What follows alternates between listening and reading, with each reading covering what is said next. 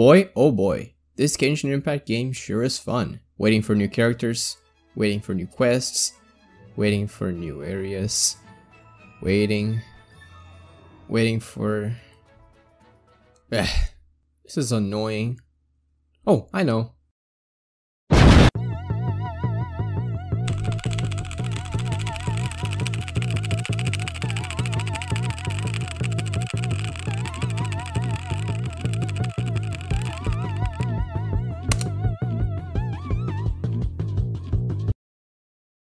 Let's talk about the future. It's been a while since Inazuma was released to the public. You've seen the new characters, places, and hopefully you've been able to play it and have had the same amount of fun as I did. Crab in the fucking boat! Crab in... But the release of Inazuma also made me think. It's been more than a year since Breath of the Impact was released, and it took MiHoYo this long to implement a new major region. Now, don't get me wrong, I'm definitely not complaining and appreciate that they're taking their time to make sure our exploration experience is as pristine as it can be. But still, what can we expect from other regions? In this video, I'll be summarizing my thoughts about possible cultures, locations, inspirations, and everything in between regarding the 5 upcoming regions in Genshin Impact's roadmap. As of the making of this video, no other region has been shown or revealed, and no new areas have been teased, therefore nothing in here is made to be taken as gospel. I'm merely showing my interpretation of what could possibly be done with the future regions regarding their themes and the real-world locations they are inspired from. So yeah, let's go!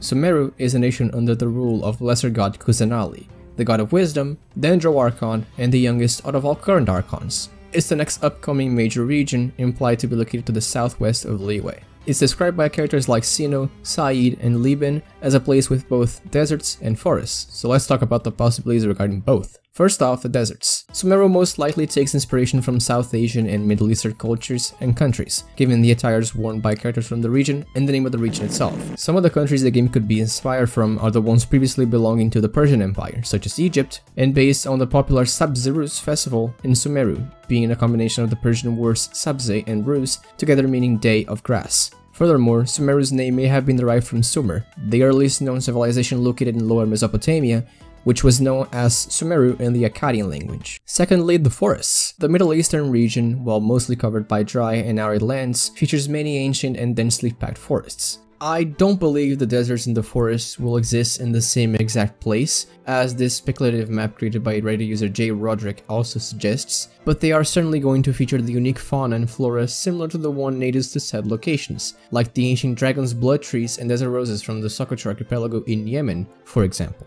No large animals have ever been introduced to Genshin Impact, but who knows if it'll continue that way. Given the naturally elevated heat from the many deserts in the Middle East, I do think the frostbite mechanics from Dragonspine can make a return, but the other way around. If the heat gets progressively worse, characters that are not used to it, like the ones from Sumeru themselves, will suffer from exhaustion, making them walk slower, take damage or something, like what can be seen in the fight against Signora. Also, deserts of pure sand with no civilization, plants, or living creatures in sight can serve as barriers impeding story progression until a quest is cleared or objectives are achieved through the harsh weather conditions, sandstorms, and the like. Lastly, the infrastructure of Sumeru could be heavily inspired by the countries previously mentioned. The Sumeru Academia, the most prestigious institute in all of Teyvat, could be a large, luxurious, and classic-looking royal palace, taking inspiration from typical ancient medieval Persian and Iranian infrastructure, and other large constructs throughout the region could be inspired by real-world architecture, such as the pyramids and sandstone statues of the Egyptian deserts scattered throughout like ruins, and other important buildings such as the residence of the Dendro Archon being inspired by the likes of the Taj Mahal in India, with rounded-out roofs, large archways, and tall pillars. There are many possibilities to consider when designing a region around countries with such a vast and rich history, so many in fact that I couldn't possibly summarize all my thoughts because I'm not MiHoYo, so let's leave the rest for them and move to Fontaine.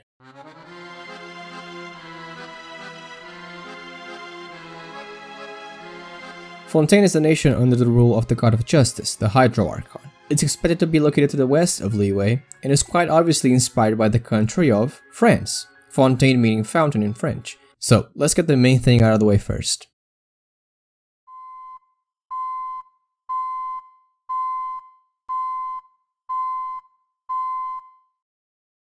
When people outside of France who have never spoken French or been to France, like me, think of France, the first thing that undeniably comes to everyone's mind is the Eiffel Tower, located in Paris and built during the late 1880s. It's the hallmark of French tourism for a reason, and it's to be expected that MiHoYo creates a similar central monument in the main city of Fontaine, surrounded by homes, buildings, and whatnot. Additionally, Fontaine is described as a very blue nation. Apart from being the nation of Hydra, obviously, it's also home to massive and majestic waterfalls, and previously was a place of reign of the Oceanids and the Lockfolk, although they've left the nation at the request of the previous Hydra Archon, and because of the ideals of the new Hydra Archon, have refused to come back. Nevertheless, water will definitely play a huge part in the region, similar to the electrobuses in Inazuma, and possibly making the nation very vertical in nature. One idea I saw online is that Fontaine could have this big, complicated puzzle involving multiple different tasks that, when completed, removes a waterfall or drains a river, giving access to an entire new part of the region, similar to the way we find the underground area in Narukami,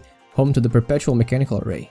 Fontaine prides itself as a hub for fine culture and arts, much like actual France. It's something to be expected coming from a nation that built itself under the premises of true beauty and elegance, as described by a Fontaine NPC called Francis. Based on the attire worn by known NPCs hailing from Fontaine, the architecture will likely be inspired by the early 1900s, specifically predating the First World War. Many of France's both historical and common buildings built during this era are still standing, so in a way it can also represent a mix of the old and new times, what without the technology hailing from the nation. Speaking of technology, Fontaine will likely be the most technologically advanced nation we've seen up to that point, although the most advanced one will certainly be Snezhnaya. They seem to be the first nation we'll visit that develops handy technological advances, similar to the ones we see today, like the camera, films, electric guitars without amplifiers that also play bass and drums, and have played a huge part in building and eventually repairing the Mikage furnace in Inazuma. Like Sumeru and the nations before it, Fontaine also has its major festival called the Iridescence Tour, described by Xenian as a famous music festival that originates from Fontaine and is run by several organizers. Back in the real world, the flora of France is very gorgeous, although very dissimilar to the Middle East. Due to the favorable weather, for hundreds of years the cultivation of flowers and blooming trees throughout France has been a common practice, adding to the charm and beauty of the nation. Some of the flowers native to France are the lily, intricately tied to its history as an emblem for hundreds of years, the iris, considered by many as the French national flower, and lavender, a town in Pokemon. As for fauna, France has a common type of animal that has yet to be introduced to Genshin Impact, the deer. More specifically the red deer and the roe deer. It also has lynxes, this goat called chamois, and various famous breeds of dog, like the French bulldog, the French poodle, and the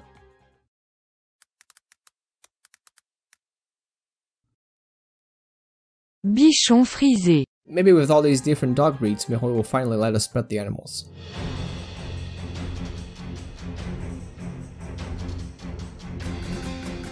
Natlan is a nation under the rule of Murata, the god of war, and the Pyro Archon. It's implied to be located to the southwest of Sumeru, making it the farthest land from the beginning of the game. So far, Natlan is a nation we know the absolute least about.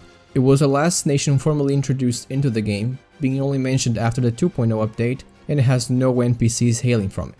Even Khaenri'ah has had more screen time, but let's work with what we have. First off, you may have noticed a giant volcano in the map. Being in the Pyro Nation and all, this would be Natlan's way of conveying the reddish nature of the land. It is going to be even larger than the Dragon Spine, which, coupled with the surrounding areas, the main city, and etc., makes me believe that it will likely be one of the largest nations in the entire game, and the one that takes the longest time to be developed up to that point. Needless to say, fire, lava, and everything in between will be a huge part of the nation.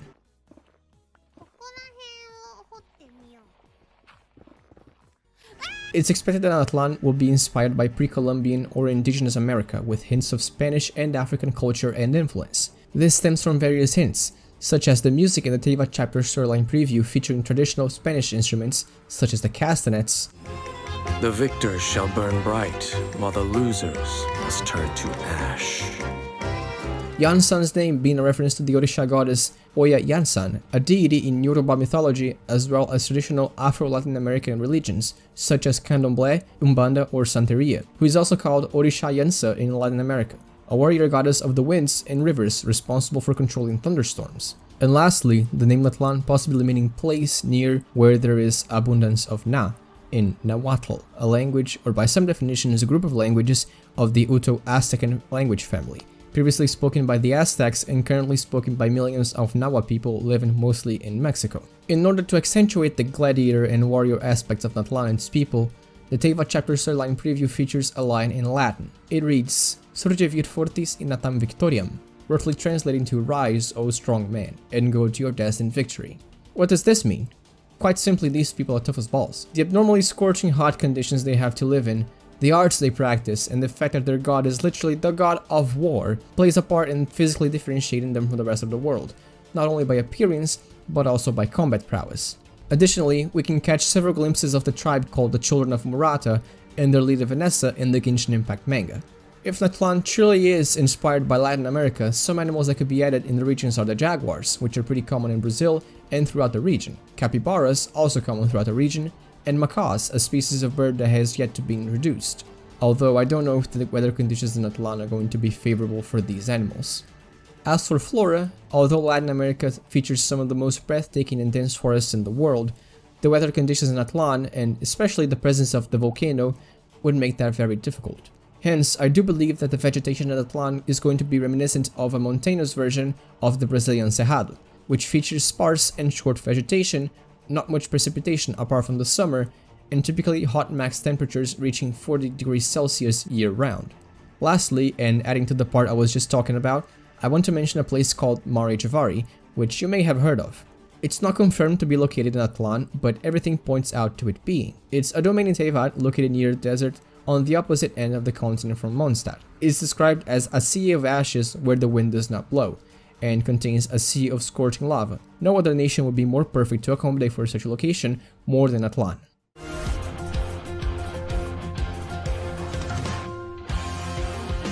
Snezhnaya is the nation under the rule of the Tsaritsa, the Cryo-Archon and the god of... love? It's expected to be located to the west of Mondstadt and is a place of residence of the Fatui. Even though the Fatui Harbingers use Italian Commedia dell'arte stock characters' names, the nation will undoubtedly be based off of Russia, primarily the area of Siberia during the reign of the Soviet Union. Snezhnaya roughly translates to snowy, expecting a feminine noun to follow, and there's even a river in Siberia called the Snezhnaya, one of the main rivers which feed into Lake Baikal. It won't come off as a surprise to anyone that Snezhnaya will be a cold place. Cold like the Tsaritsa herself. Sir, I got one question for you.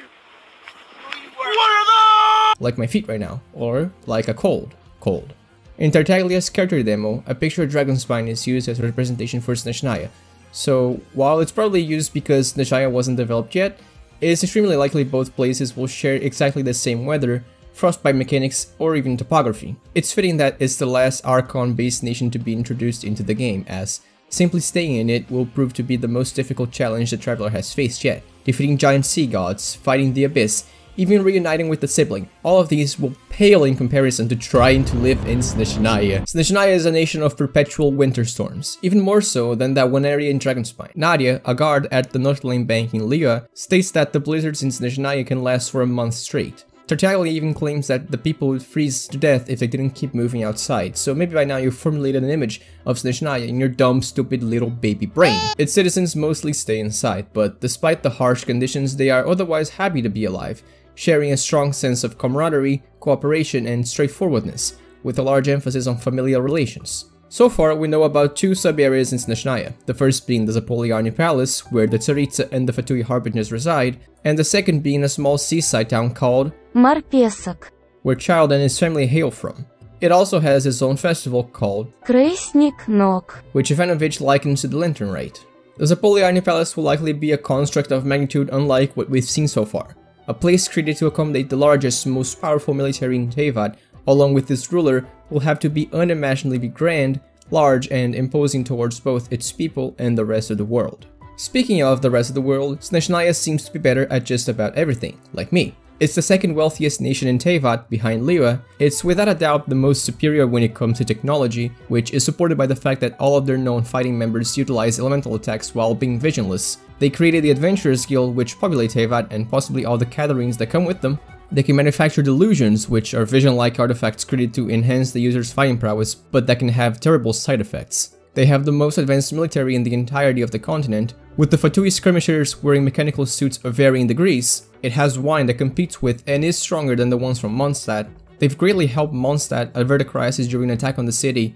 And lastly, they are known to make use of various massive factories, analyzing and creating all sorts of things, from mass-producing housewares to the one that Tori built in Liyue in order to conduct rune guard research, both of which are fully automated. This brings me to my next point, regarding the infrastructure of the nation. In order to accommodate for all these huge factories along with the Sepuliani Palace, Snezhnaya will likely be the largest Archon-led nation in the game, with densely packed buildings with somewhat of an industrial aura to them, unlike anything we've seen so far. Of course, being inspired by the likes of the Soviet Union, it could feature architecture similar to what was seen in the nation during the early to mid 20th century, but made to fit Genshin Impact's art style, maybe?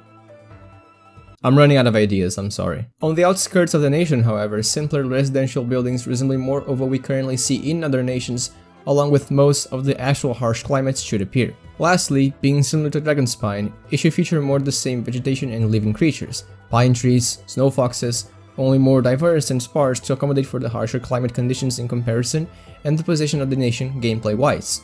Although, unlike Natlan or Dragonspine, so far there's no explanation as to why Snezhnaya has such harsh weather conditions year-round. Maybe it just does.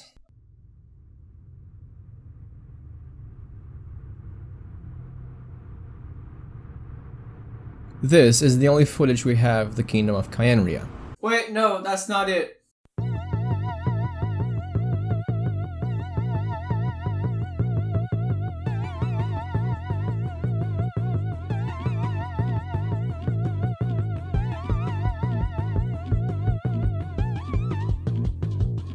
This is the only footage we have of the Kingdom of Khaenri'ah, the godless nation decimated by Celestia, blah blah blah, you know the drill by now. If you don't, go watch my iceberg video. It's expected to be located somewhere. There's not much to go off of here apart from the fact we know it's a nation in ruins and completely underground. However, that being said, one similar place with properties alike comes to mind: Enkanomiya.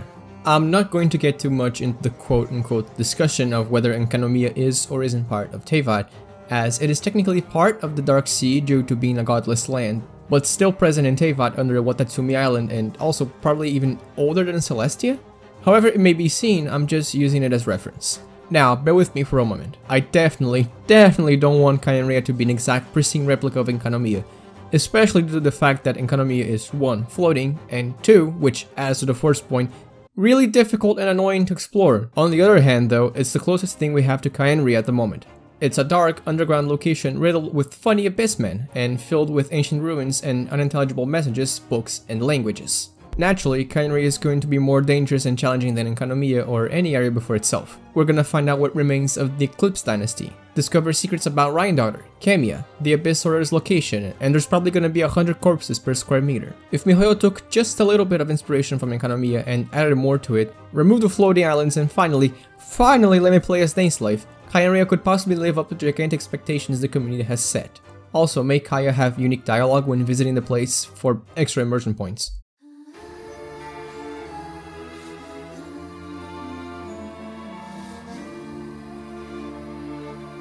As an extra talking point, I want to mention the limited but curious knowledge we have about the area of Celestia, and its 3 main iterations throughout the game and the manga.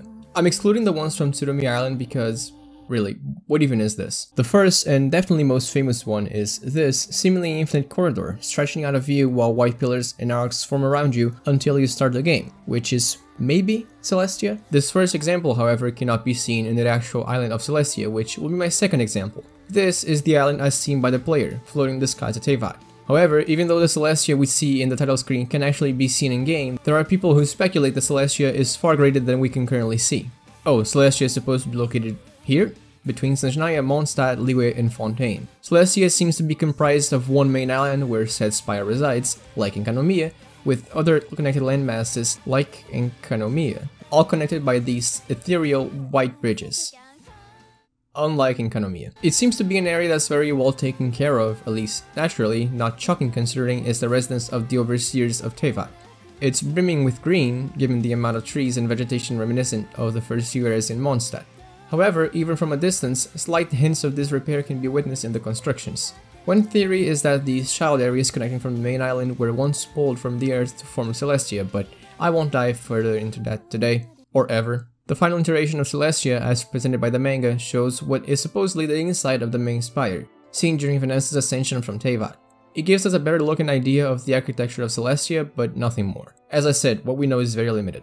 Now, I can't even begin to imagine how, or even if, we're going to get into Celestia at one point. My belief is yes, mostly for the selfish reason of me wanting it, but that's up for speculation, as is most of the stuff with this game. But if, bike outside, but if and before we do, I want new skins for the Travelers. Please.